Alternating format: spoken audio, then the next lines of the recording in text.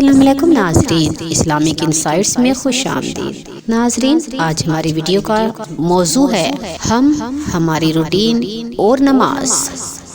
ناظرین کرام، نماز ایک ایسی عبادت ہے جو ہمیں اللہ سے جوڑے رکھتی ہے۔ ہم سب اپنی پڑھائی، آفس اور دیگر مصروفیات سے وقت نکال کر نماز پڑھتے ہیں۔ کبھی 5 پوری پڑھ لیتے ہیں تو کبھی کوئی قضا ہو جاتی ہے۔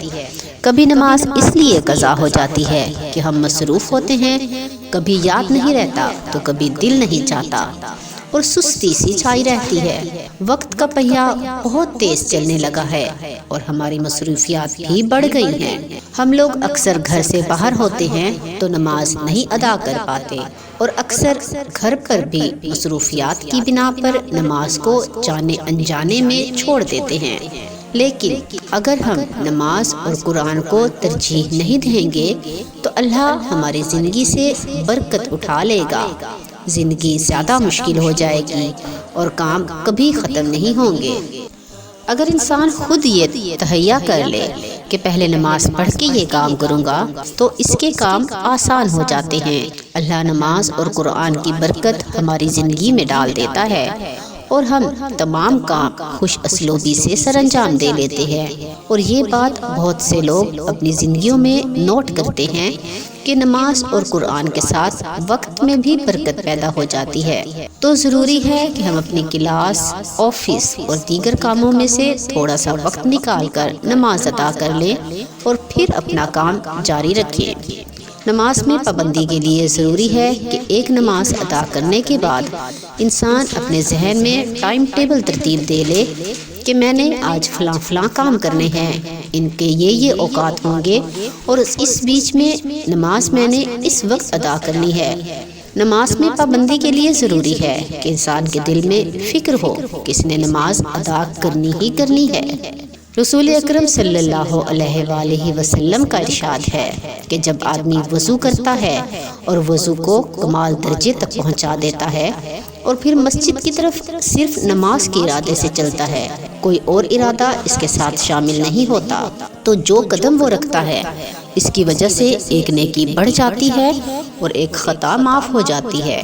اور نماز پڑھ کر اسی جگہ بیٹھا رہتا ہے تو جب تک وہ باوضو بیٹھا رہے گا فرشتے اس کے لیے مغفرت اور رحمت کی دعا کرتے رہیں گے، اور جب تک آدمی نماز کے انتظار میں رہتا ہے وہ نماز کا ثواب پاتا رہتا ہے۔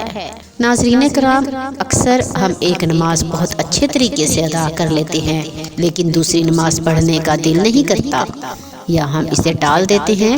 اس کی وجہ یہ ہوتی ہے کہ ایک نماز کے بعد ہم پھر سے دنیاوی کاموں میں مصروف ہو کر نہ جانے کتنے چھوٹے بڑے گناہ کر لیتے ہیں کہ اگلی نماز ادا کرنے کے لیے ہمارا دل راضی ہی نہیں ہوتا، کیونکہ وہ دنیا میں لگ چکا ہوتا ہے اور اس میں نماز کی چاہت کہیں دب جاتی ہے۔ ناظرین کرام، اللہ صرف انہی لوگوں کو اپنے قریب کرتا ہے، اپنی عبادت کی توفیق عطا کرتا ہے جن کے اندر خیر ہوتی ہے، جن کی زبان اور ہاتھوں سے دوسرے محفوظ رہتے ہیں اور جن کے دل میں ادب ہوتا ہے۔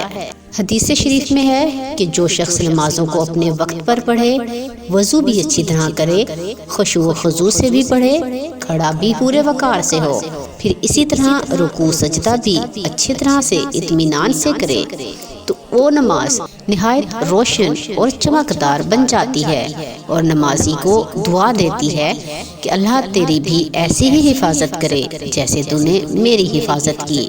اور جو شخص نماز کو بری طرح پڑھے، وقت کو بھی ٹال دے، وضو بھی اچھی طرح نہ کرے، رکوع اور سجدہ بھی اچھی طرح نہ کرے، تو نماز بری صورت سے سیاہ رنگ میں بد دعا دیتی ہوئی جاتی ہے کہ اللہ تجھے بھی ایسے ہی برباد کرے جیسے تو نے مجھے ضائع کیا۔ اس کے بعد وہ نماز پرانے کپڑے کی طرح لپیٹ کر نمازی کے منہ پر مار دی جاتی ہے۔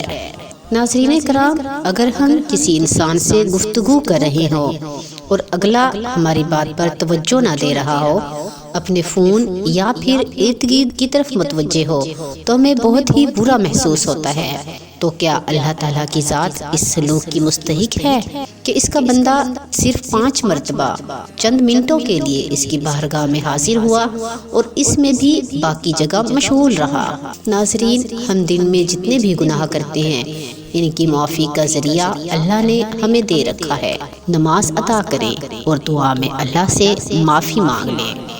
ہم میں سے بہت لوگ نماز کے بعد دعا نہیں مانگتے۔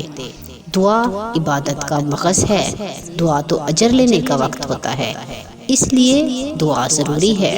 اللہ تعالیٰ ہم سب کو ایسی نماز ادا کرنے کی توفیق عطا فرمائے جو ادا ہونے کے ساتھ ہی قبولیت کا شرف بھی حاصل کر لے۔ آمین۔